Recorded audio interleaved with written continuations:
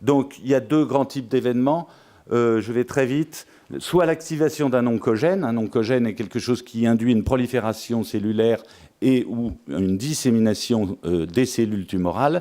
Donc, un grand mécanisme, c'est l'activation de ces oncogènes par rapport à une cellule normale. Il est hyperactivé et il induit le début, un phénomène oncogénique qui est très souvent, la plupart du temps, pas seul. Il faut beaucoup d'événements pour arriver à faire un cancer, mais c'est un des mécanismes de l'oncogénèse, c'est-à-dire de la naissance d'un cancer. Il y a un autre grand mécanisme, c'est l'inhibition au contraire d'un anti-oncogène.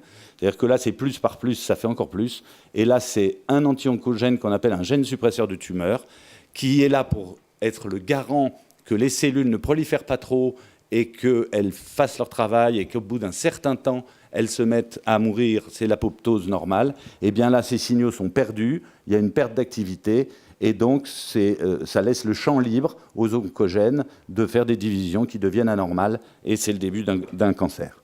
Il y a beaucoup de ces anomalies pour faire un cancer, fort heureusement, mais il arrive qu'on en arrive à un échappement de ces cellules et au début d'un phénomène de cancérogénèse.